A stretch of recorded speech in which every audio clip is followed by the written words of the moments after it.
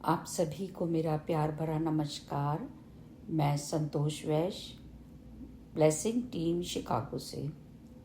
खुर्शीद भावनगरी द्वारा लिखी the laws of spirit world book के हिंदी ट्रांसलेशन जीवात्मा जगत के नियम का प्रस्तुत है ऑडियो नंबर 6। पिछले ऑडियो में हमने दुनिया में किए जाने वाले अपराध विरुद्ध पाप कर्म के बारे में जानकारी की और जाना कि मनुष्य को अपने पाप कर्मों की सजा अवश्य ही भोगनी पड़ती है और शैतानों का कोई अस्तित्व नहीं होता, परंतु जीवात्मा जगत के निम्न स्तरों और पृथ्वी पर दुष्ट लोगों की वजह से शैतानों ने पृथ्वी को नर्क बना दिया है। अब आगे की जानकारी करते हैं। विस्पी और रतु बताते हैं कि जीवात्मा जगत में भविष्य की कुछ ही बातों के बारे में उन्हें पता होता है, लेकिन वो उन बातों के बारे में पृथ्वीवासियों को तब तक नहीं बता सकते जब तक कि उन्हें उच्चतर आत्माओं से बताने की अनुमति ना मिले।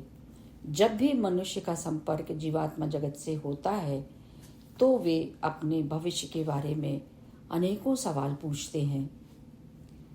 उन्होंने विनती की है कि पृथ्वीवासी उनसे भविष्य के बारे में ना पूछा करें। सही भविष्य कोई भी नहीं जानता। सब कुछ मनुष्य की अपनी स्वतंत्र इच्छा या फ्री विल और उसके निर्णयों पर निर्भर करती है। पृथ्वी पर मनुष्य भविष्यवाणी भी नहीं कर सकते कि अगले पल में क्या होने वाला है। उन लोगों को पृथ्वीवासियों को वही बातें बताने की अनुमति होती है जिससे उनका और औरों का भला होने वाला हो। जीवात्मा जगत में अपने भविष्य में होने वाली बहुत बातों के बारे में वो जान सकते हैं क्योंकि वो उन्नति कर उच्चतर स्तर पर पहुंचना चाहते हैं। विस्पी और रतु ने बताया कि सर्वशक्तिमान ईश्वर से वापस पृथ्वी पर जाने के लिए बोल सकते हैं। वो उन्हें पृथ्वी पर कहाँ पुनर्जन्म लेना है वो ही तय करते हैं। जीवात्मा जगत में अपनी माँ का चयन हमेशा स्वयं ही किया जाता है। पिता का चयन खुद व खुद हो जाता है क्योंकि माँ का विवाह किससे होगा ये पता नहीं होता। कभी कभी वो पिता का चयन भी कर पाते हैं। जीवात्मा जगत में प्रायः ऐसी माँ का चयन करते हैं जो उन्हें बहुत प्यारी हो, पर कभी कभी कर्मों का फल भोगने और अपनी उन्नति के लिए किसी बुरी या दुष्ट आत्मा का चुनाव भी करना पड़ता है। यदि उन्होंने अपने लिए किसी माँ का चयन कर लिया है तो कोई भी उन्हें अन्य माँ के पास जाने के लिए बाध्य नहीं कर सकता।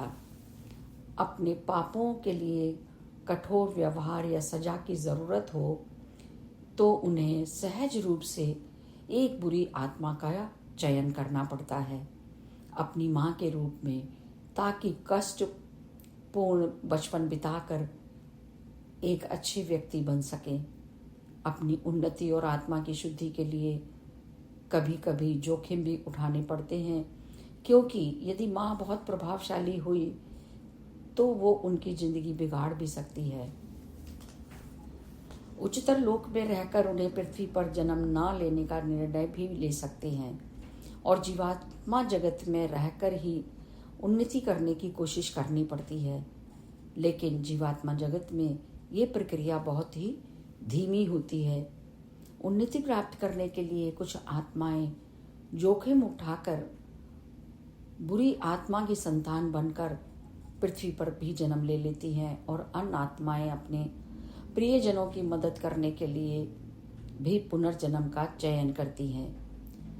उन्हें इतनी स्वतंत्रता होती है, वो जैसा चाहें वैसा कर सकते हैं। यदि कुछ गलत है तो उनका अवचेतन मन उसे करने की अनुमति ही नहीं देता। यदि आप जीवात्मा जगत में उच्च लोक में हैं तो नीचे गिरने का डर नहीं होता।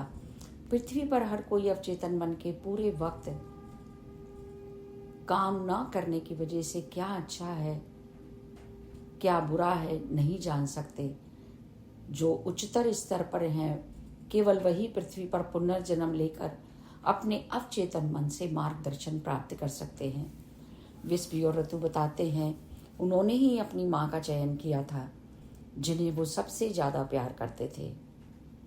अगला संपर्क 30 अप्रैल 1981 को किया गया, जिसमें दुष्टता से संघर्ष के बारे में विस्पी ने बताया कि हम सभी आत्माएं जीवात्मा जगत में खुशी खुशी कुछ ना कुछ अपना मनपसंद काम करती हैं। कुछ आत्माएं पृथ्वीवासियों को संदेश भेजती हैं ताकि उनके दुखों से मुक्ति दिला सकें। कुछ सफल होती हैं, कुछ नहीं होती। पृथ्वीवासियों को थकान से मुक्ति तब ही मिल सकती है जब वो अपना भौतिक शरीर छोड़ेंगे। उसमें हम कोई मदद नहीं कर सकते।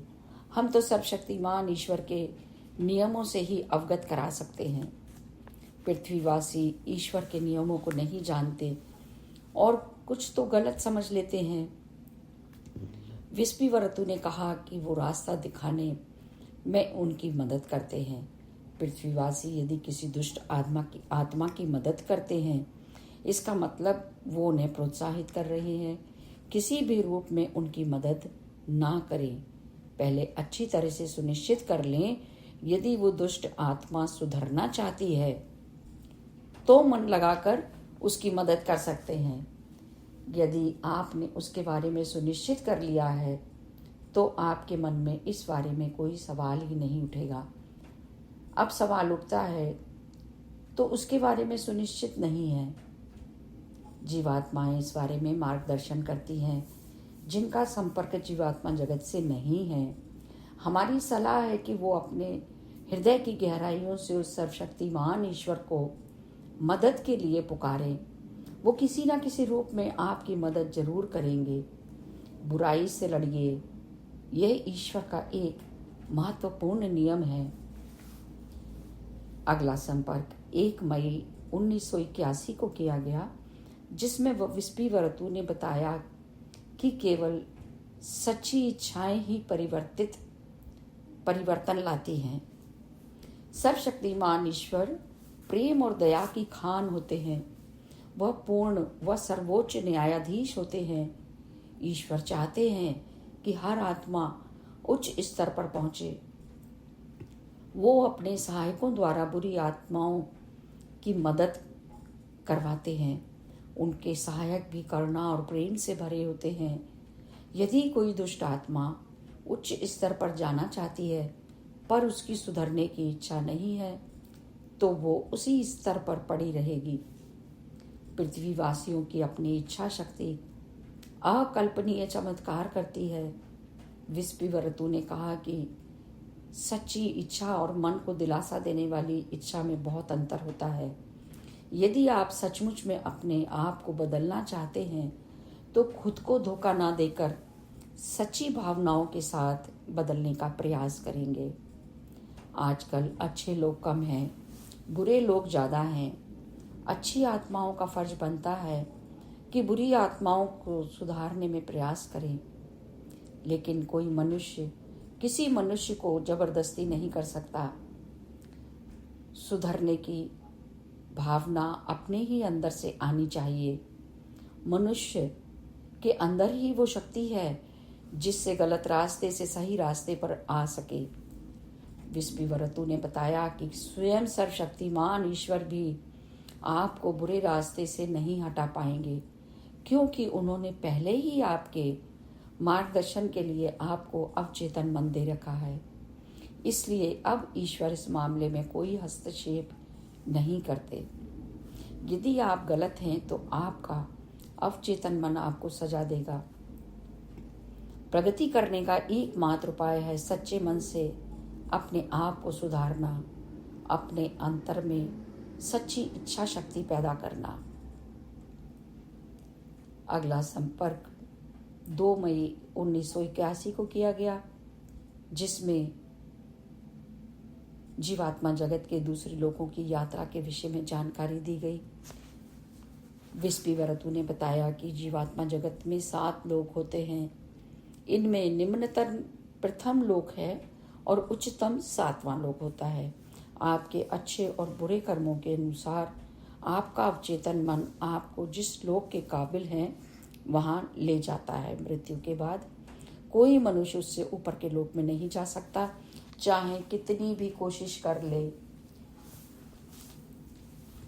ऐसी आत्मा के लिए उच्चतर लोक की यात्रा करना असंभव होता है, क्योंकि वो उनके लिए अदृश्य होता है।